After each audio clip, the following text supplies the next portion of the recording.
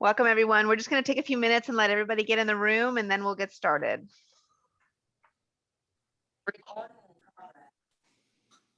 Hey, Jasmine. Hey.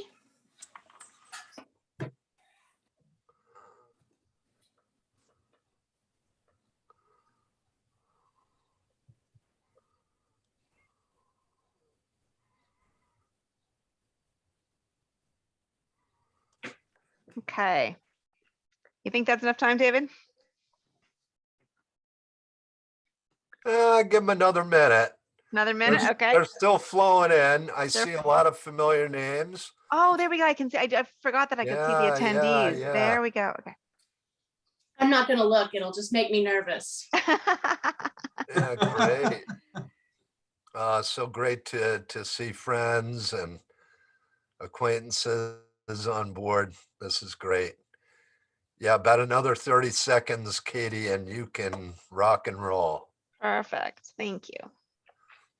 Nice. Got some real strong advocates on today. Fabulous. Mary Newman. Good afternoon, Mary. Hi, Mary. Hey, good to see you. I see Sandra there too. Hi, Charlie from the UK. That's great. Some of your peers from Canada. Why don't you go ahead there, Katie? Okay, amazing. Hi, everyone. Welcome to the HEARTSafe Champions webinar today. A little different person in the driver's seat today. David has invited me kindly to host today, and we put him into the armchair, but we are going to call on him in a little bit, so don't get too comfortable there, David. For those that don't know me, I'm Katie Dainty. I'm a resuscitation scientist at the University of Toronto in Canada, and I'm a qualitative social scientist. So my passion is really around using my skills to give a voice in the evidence to survivor and family and bystander experiences of sudden cardiac arrest and post-event life. So that's really where I spend most of my time. I'm also very lucky to be invited to be part of the CCPRF Summit Program Committee. So that's what we're here to talk about today. So I guess that's why I get to be in this chair today. So thanks, David, and to the Citizen CPR Foundation and HEARTSafe communities for having me today. You know, I think many of you are obviously familiar with Citizen CPR Foundation, but we are mostly going to focus on the summit today. I'm going to just advance the slides here. Hopefully all my tech works. Okay.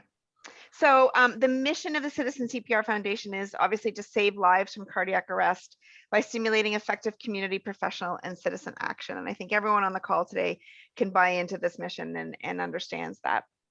3 core values that form the basis of the Citizen CPR Foundation efforts, and that's that we know CPR and AED saves lives. Collaboration among all of us, citizens, professionals, communities, organizations is really the key. When we all work together, we do great stuff.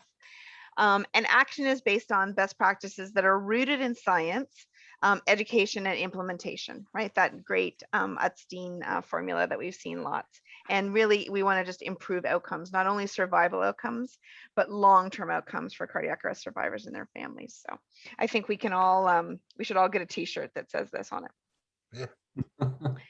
Yeah. So thank you very much to our sponsors, many of them that you've seen before. So thank you very much to them. Without them, we wouldn't be able to do all the great things that we do. And so here we are. This is what we're talking about today. We're talking about the Survival Summit.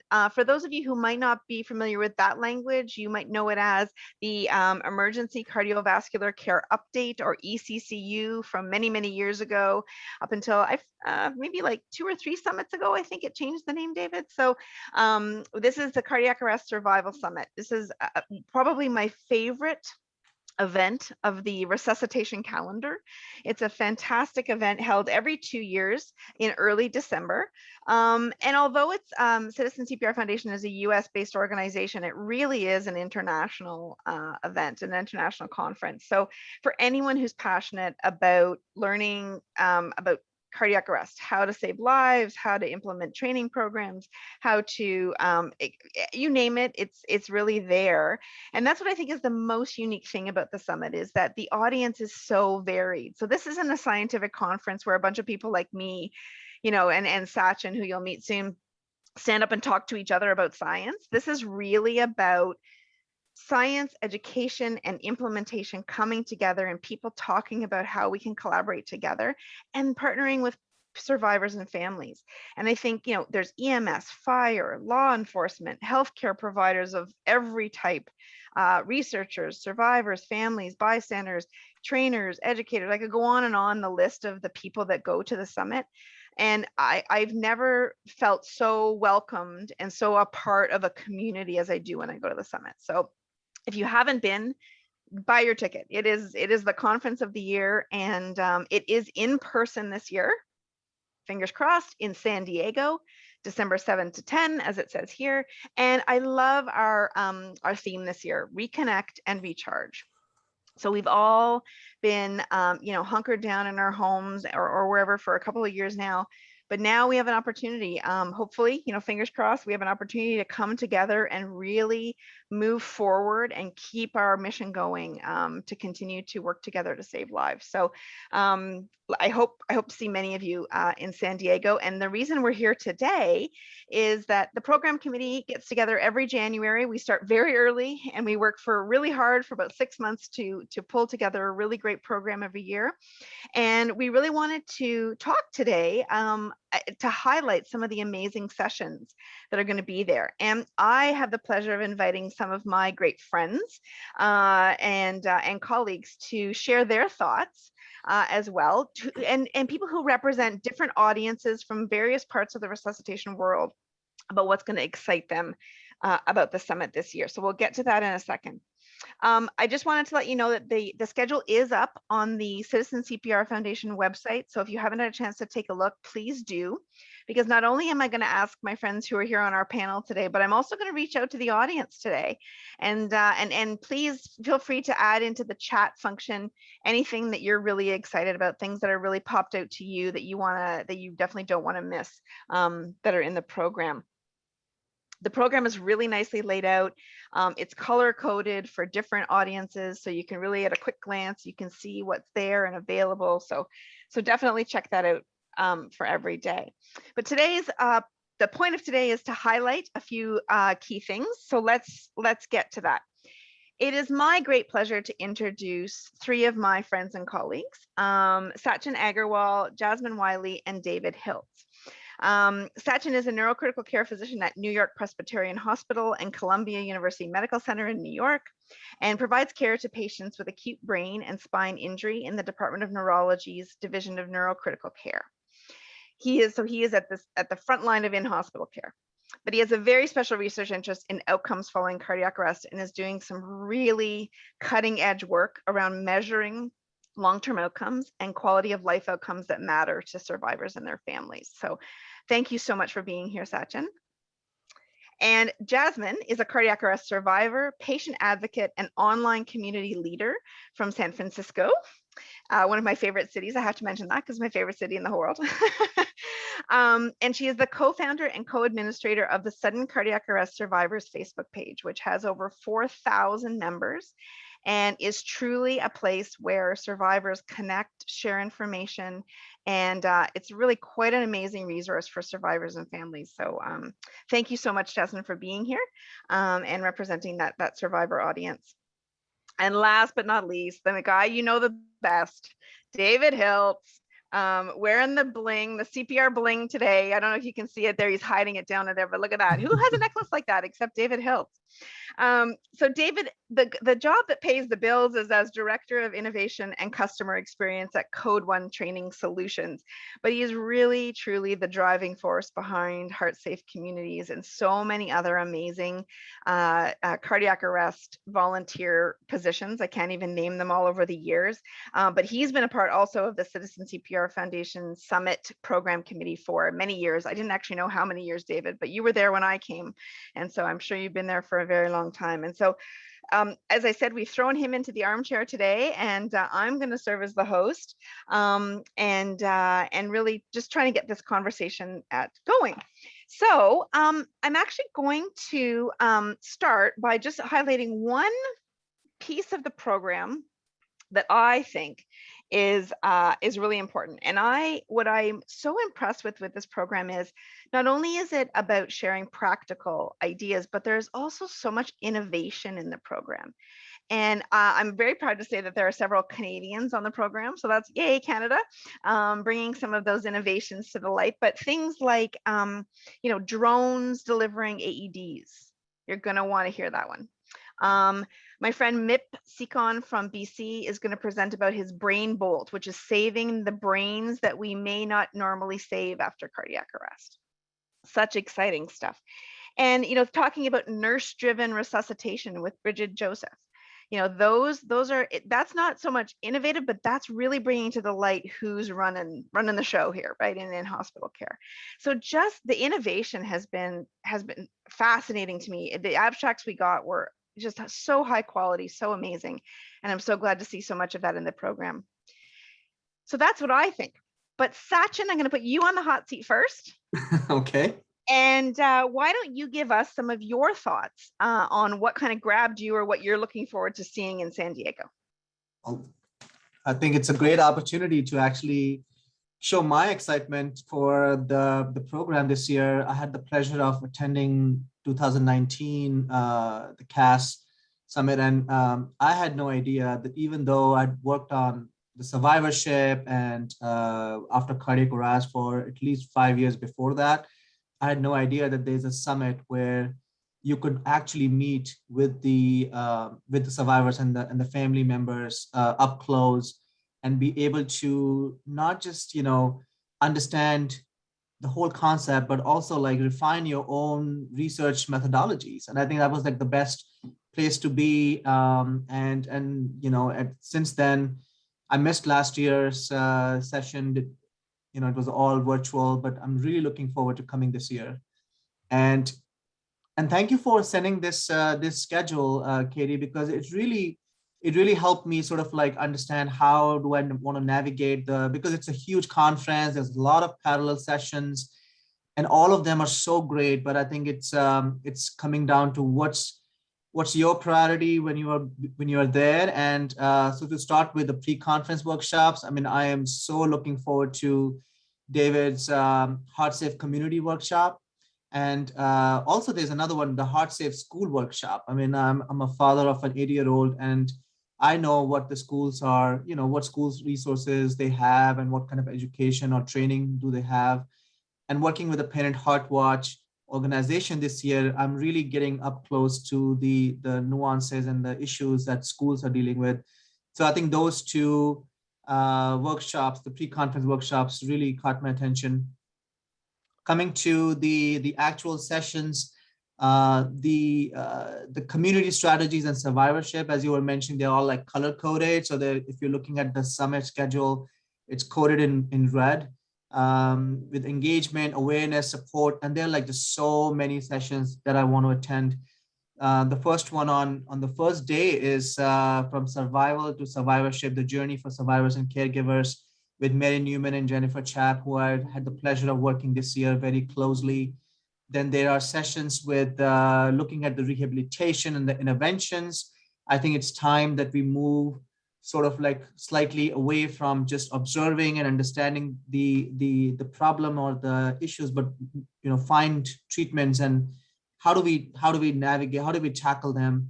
So there's a session on that, and then your plenary session about the unspoken realities. And I think because the team that you have gathered, Katie, with Joe and Brandon and people from different organizations, I'm really curious to know, like, where are you thinking, like, broadly, like this, what we do is like at a center level, like a small single center, 200 people, 300 people, but I think you're talking about thousands and a whole sort of like a country, North America.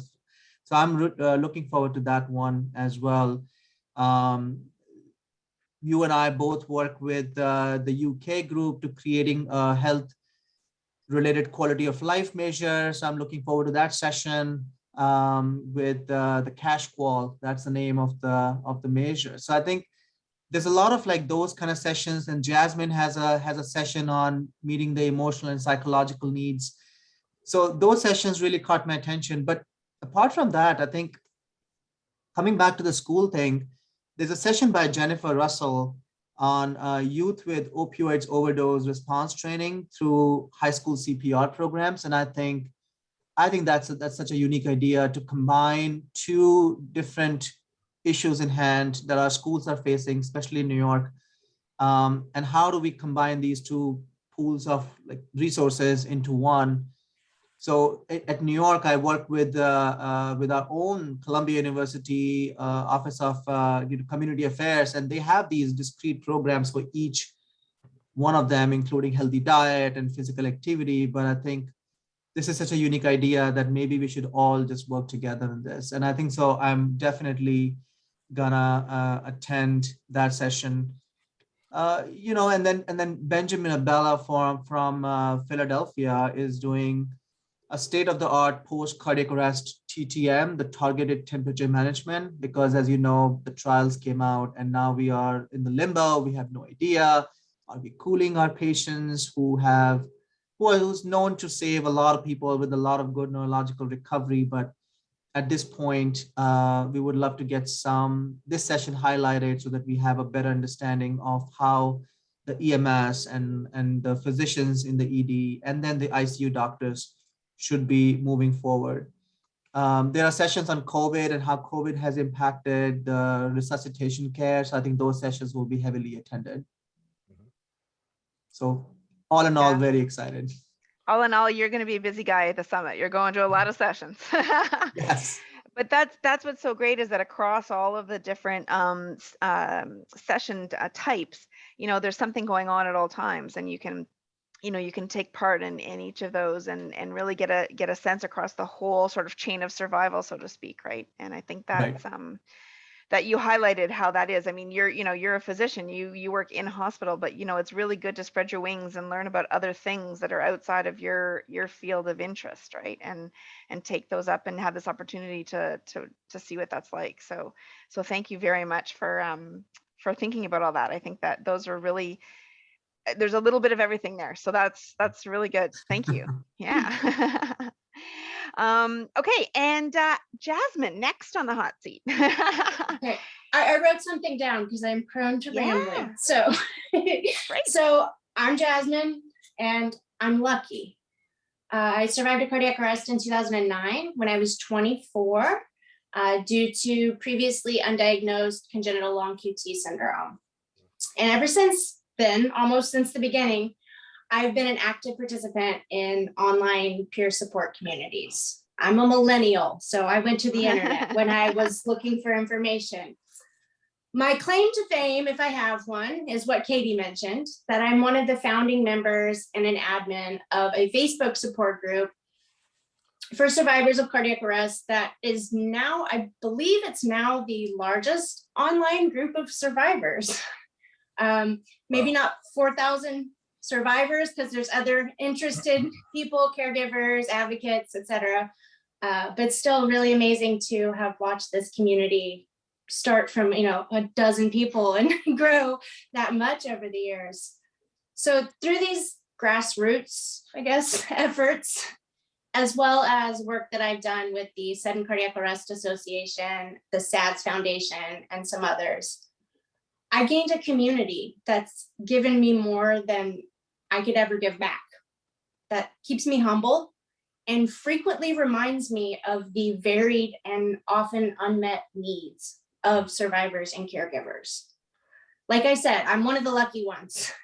I not only survived thanks to a spouse who woke up to the sound of me gasping, a quick response from emergency responders, living 4 blocks from a hospital that had just started doing more advanced post-resuscitation care, like cooling treatment.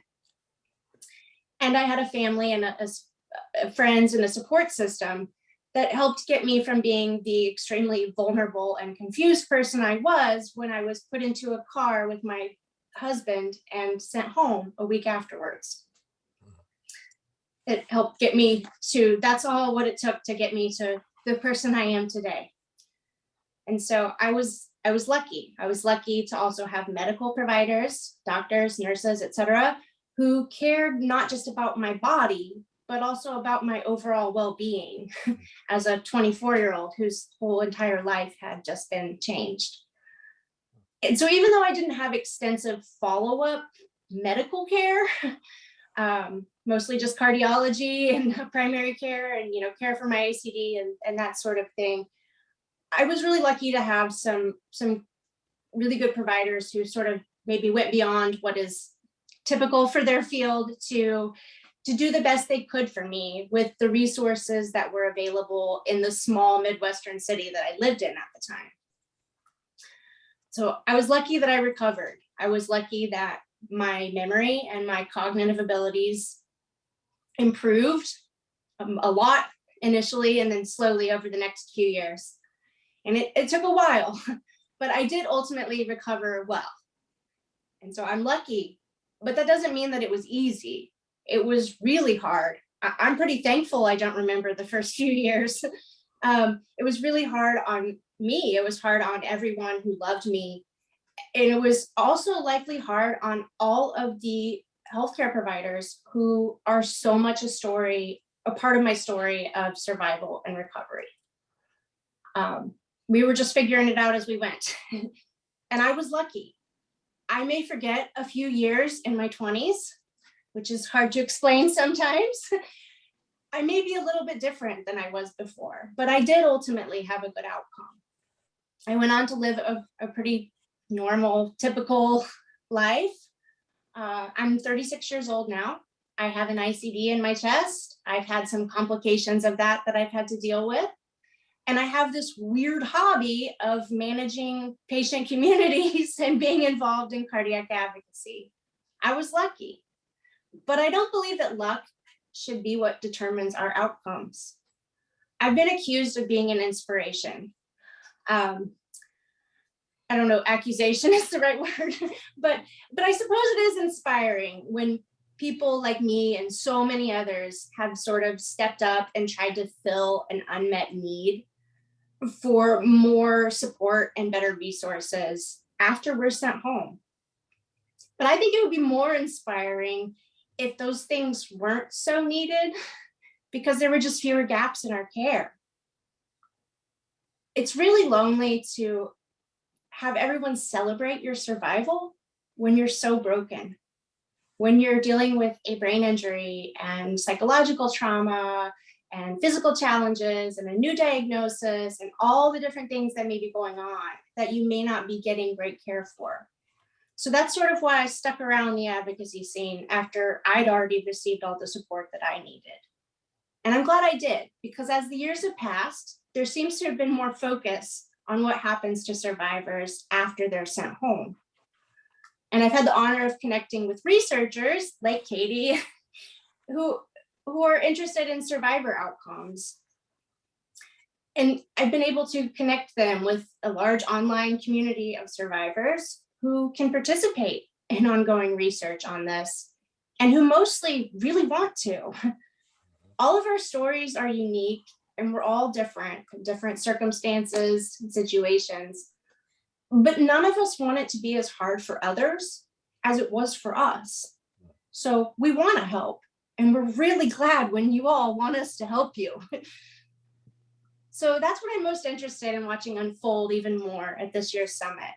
I'm really excited for the session that Katie's doing with Kirsty Haywood, Charlie Southern, and with survivor Paul Swindell from the UK on patient-reported outcome measures. And then there's one on rehabilitation with Sachin and Kelly Sawyer.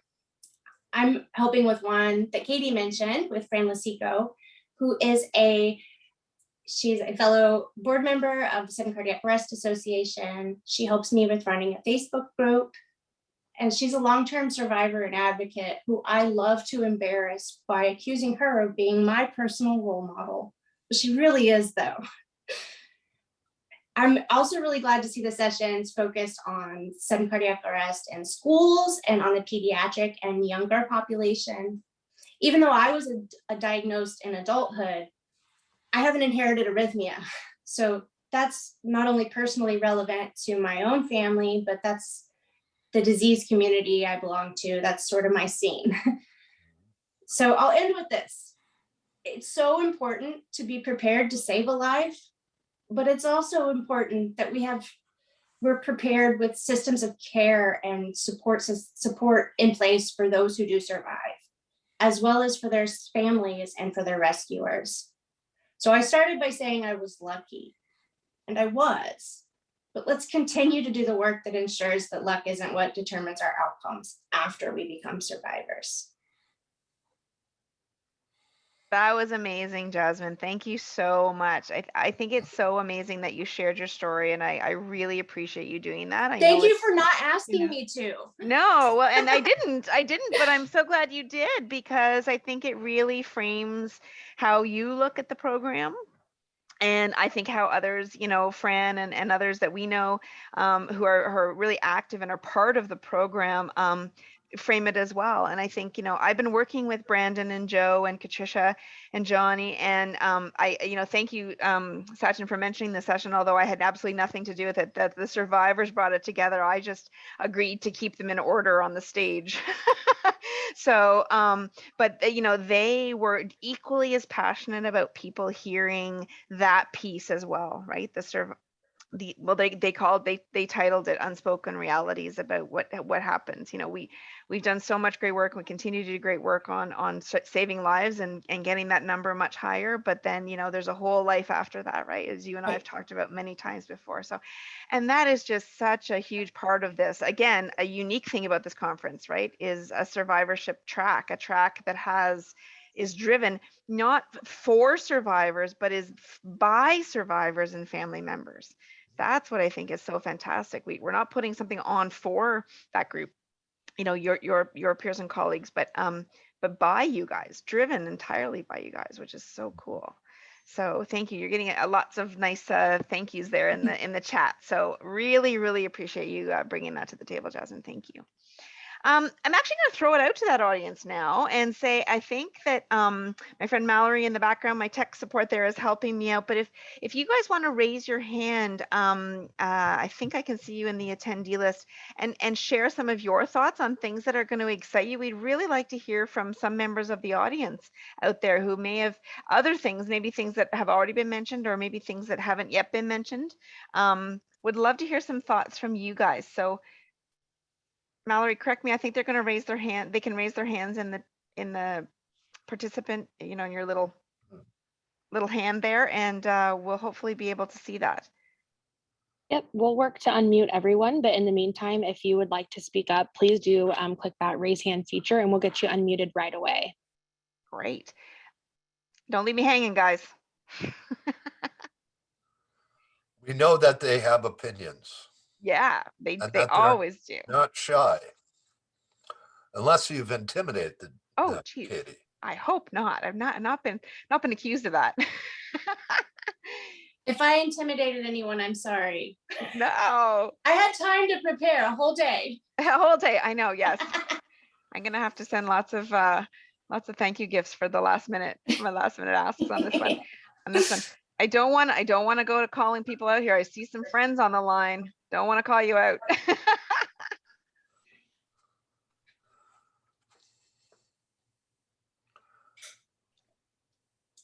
Oh, I see that I can see the little microphones now. Is that a good thing? I guess that's a good thing. Maybe perhaps carry on. Oh, here we go. Okay, Janet. Here we go. I see Okay. Janet Chetaway. Yeah, Katie, I just am really excited to be in San Diego when it's really, really warm, when it's not going to be in Montana. And and to just take it all in. I haven't found anything that I'm really excited about, because I'm excited about it all. So I just am looking forward to hanging with people who have the same vision and mission, and picking up great ideas. Awesome. Thank you for that comment. I too, being from Canada, I'm very excited to go to San Diego. I just hope I can get there. If I get across the border and I can't get home, I'm going to go stay with David in Rhode Island. Okay. Anybody else have any thoughts? Mary Newman, I don't know you to be a very quiet person. I feel like you have something to say. I was just going to put something in the chat, but I'm looking forward to your opening session that you're leading, Katie, with the survivors, because I think this is the first time there's been such a session on the main stage. And it's going to be the real, real issues that survivors are facing and how we can all help to improve the situation. So I think that's going to be a great session. Thanks, Mary. Yeah, and again, it was led all by them. It was totally them. I'm just a helper in the background, and it is the first time I think there's been a survivor panel on the main stage, so it's a big deal. And they have. You're going to be blown away by the panel that the discussion they've put together. So super cool. Oh, poor Kim Ruther, tons to say, but no mic at work. Can you hear Okay, me? well, This is Paula. oh, hi, Paula. How are you? Yeah, hey. I'm great. Excellent overview of the summit and session, and Jasmine and David and yourself, Katie. Jasmine, I just have to tell you that I never ever I love hearing from survivors, and your story is fabulous. And I hope that we'll get to see you in San Diego and meet you personally.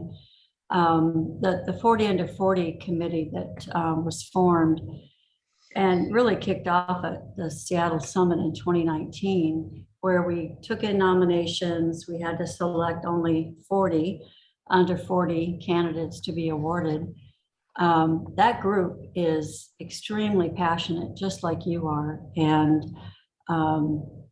I look forward to meeting you there in person.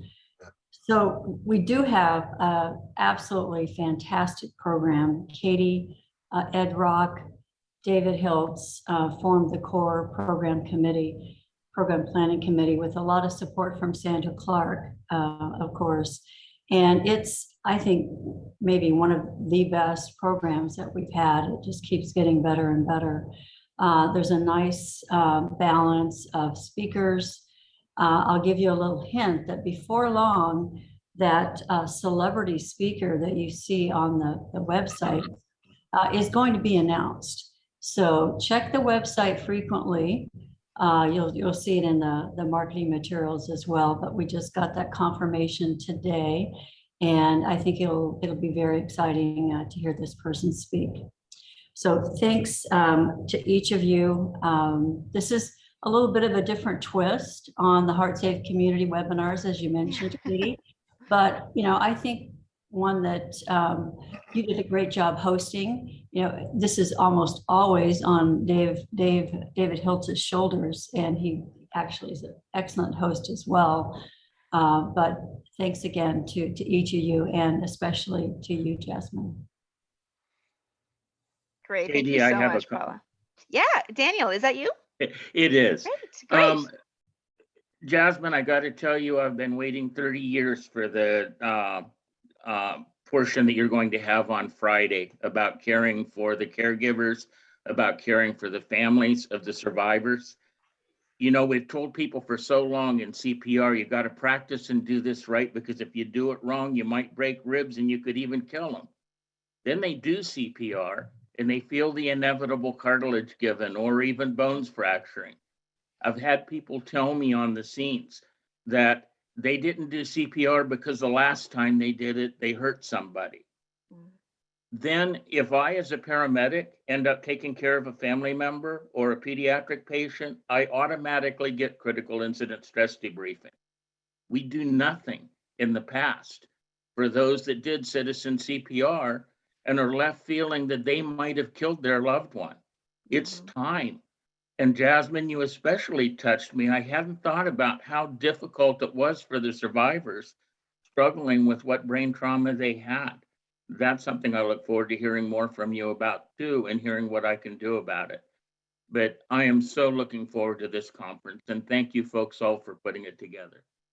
Thank you very much, Daniel. It's all of the points you raised are so important. There's, I always say there's no shortage of work in this world, in this field. And I'm just so glad to be able to work with all the amazing people on the call today. And I'm going to read one from the chat here, because I know, Kim, you don't have a microphone. My friend Kim Ruther from Alberta Looking forward to the opportunity to connect with others passionate about creating positive change and increasing saves. As the mom of a non-survivor, this is a wonderful chance to collaborate with awesomeness.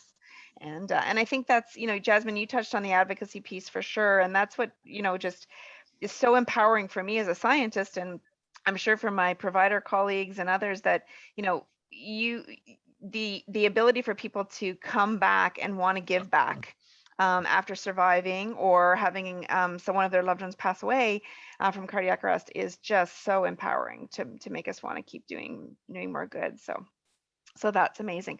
Okay, time is ticking, but this was amazing. Thanks so much for those who chimed in. And last but not least, David, I'd love to hear your thoughts about what you are going to not miss in San Diego. All right. Well, first of all, thank you for having me on. And I'm kind of liking sitting in the guest. Don't get too comfortable. Right? Just to let you know, right? But I've got a couple of notes because, as you know, I can get lost pretty easily. And, I've been going to ECCU and Summit since 1998. And, the offerings at Summit are incredible. And I find the process of selecting which sessions to attend to be kind of likened to, what am I going to eat first at a Vegas style buffet, right? It's like everything looks absolutely delicious, but there's only so much room in your stomach, right? So you got to pick like what it is that I'm actually going to indulge in. And this is very typical for the Citizen CPR Foundation conferences. So let's get busy here, right? So let's start with my top choice for a pre-conference workshop. And of the 7 excellent workshops, I've selected the Community Resuscitation Officer Workshop, which is being led by Josh Smith, Dr. Michael Van Beek, and Chief James Hempstead from Richland, Washington as my number 1 pick. This workshop is scheduled on December 6th, full day from 8 a.m. to 5 p.m. Now, in this pilot program, learners are going to explore opportunities for implementation of cardiac arrest guidelines, blah, blah, blah. However, this is a very immersive program supported by multiple organizations and has a diverse and experienced faculty roster. That's going to truly give participants the information and skills that they need to succeed. When you look at leading and coordinating local efforts, it's clear that a wide array of skills are needed, right? So like leadership, communication, analytical skills, interpersonal skills, communication and technical skills are needed in order to efficiently guide, implement, and then sustain the life-saving efforts. So I know that the faculty for this program, they're planning lectures, panel discussions, self-directed learning, computer-aided instruction, group discussions, case studies, problem solving, role playing. I mean, it's phenomenal.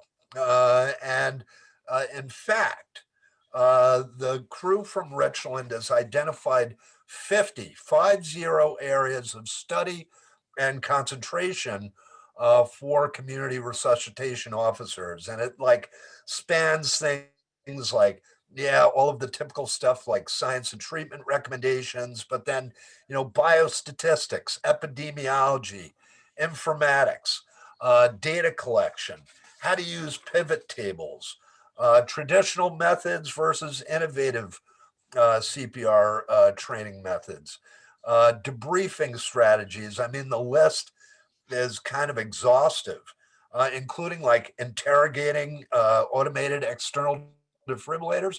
I mean, years and years ago, we talked about the importance of downloading data and how that fits in with debriefing of citizen responders and professional rescuers. And it appears to me based on recent experience, that this isn't happening as frequently as we would like it to happen. And it actually, it takes some specialized equipment in some cases and things of that nature. And then kind of like a resuscitation event, reconstruction. So if you look at the Swiss Army knife kind of individual, that would lend itself, or him or herself, very well to a community strategy. That these people don't grow on trees. And in fact, I'd go on to say that, they need some additional training and exposure. And I think that this pilot program that Josh and his team is putting together will meet that bill. So that's my number one choice for a pre-conference workshop. Now, how about a top pick for a plenary session? And they're all phenomenal, right? And so, by the way, I recall going with teams to ECCU and Summit and sitting down with the team, looking at the schedule and kind of divvying up topics like, okay, Tim, you're going to go to this session. Take notes. I really want to hear about this. Craig, you go to this session. Take notes. I want to hear. I'll go to this one. And then collectively, we can kind of put our stuff together because, again, there's such just a wide array of really fantastic, usable content. So for the plenary session, hands down, my number one recommendation is the Hans Dahl Award presentation and lecture, which will be on Thursday, December 9th from 8:25 to 9:15 local time. Now, Hans Dahl was the founding director of the Citizen CPR Foundation and served on the board of directors from its inception clear through the year 2000. And the foundation created this prestigious award in his honor. And the award has been presented at every cardiac arrest survival summit since 1990. Now, this year, the Hans Dahl Award will be presented to Dr. Vinay Nadkarni in recognition of his outstanding contributions and leadership in advancing the field of resuscitation, research, and education. And Vinay is acclaimed and well recognized for his work in resuscitation, the Citizen CPR Foundation, and he's going to reflect on aha moments and tipping points during his career, ones that heralded changes in resuscitation knowledge and practice. And, Vinay is incredibly inspirational and enthusiastic and insightful when speaking. He's going to identify key people, observations, and experiments that changed CPR from last rites to rebirth. Now, if this isn't exciting enough for you, I have to go on to say that Dr. Tom Aufderheide is also going to be recognized for his outstanding contributions and leadership in advancing the field of resuscitation as well. Now, Tom Aufderheide has served 10 years as president of the Citizen CPR Foundation. He's an internationally recognized researcher and member of the National Academy of Medicine, whose discoveries and scholarly achievements have had a significant impact on CPR education, clinical practice, and positive outcomes from cardiac arrest. So, I will tell you that both of these individuals are nothing short of absolutely extraordinary, and they're terrific people, right? And they really they bring a palpable sense of what is possible, right? And incredibly inspiring, right? Because I think it's important for champions to be in the midst of other champions and kind of get a collective recharge from one another and know that our work, although on a daily basis may not seem to pay out dividends, it is. Our work is paying out dividends in the form of more lives saved and healthier better lives for people who have been stricken by sudden cardiac arrest and other sudden cardiovascular emergencies. So don't miss the Hans Dahl Award presentation and lectures. We get 2 for the price of 1 this year. So that should be pretty exciting. Now, last but not least, my number 1 pick for a concurrent session. Again, a very, very difficult task. Now, we often talk about the power of advocacy. We've spoken about it today on our call within the context of change and how important it is that we engage our public officials and advocate. But just what is advocacy, right? How can we be a better advocate? How are bills introduced, right? How are they passed? How can our voices be better heard, right? So with this in mind, my top pick is a session entitled Become a Champion of Champions, Effectively Engaging Others to Support Sudden Cardiac Arrest Advocacy and Public Policy, which is scheduled for Thursday, December 9th from 3:50 to 4:15 p.m. And this will be led by none other than Jeff Reynos, who's the National Vice President of Community Advocacy with the American Heart Association. So an incredibly difficult task, a task that will be faced by every single attendee. Like, what am I going to go to? How can we divide and conquer, right? And how can we take like the entire collective knowledge of the entire conference and bring that back home as advocate champions, and then, put that, sort it into, a method that we can actually put all of those strategies into play in our own neighborhoods where we live, because where we live shouldn't determine if you live. And as Jasmine said, hope is not a strategy, right?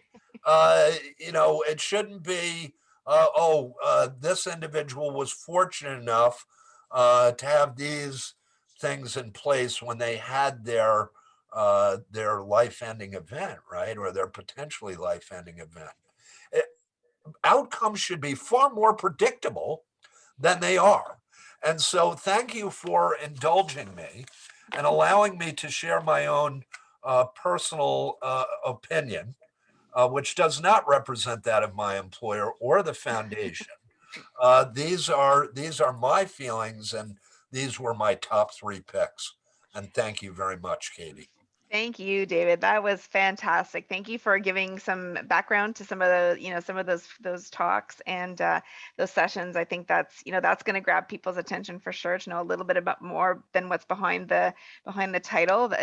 We always struggle with putting how much information we can put into the initial program, right, to grab people's attention, because the descriptions of the sessions are so rich and so useful, but we don't always have all the space, all the word count to be able to do that. But thank you.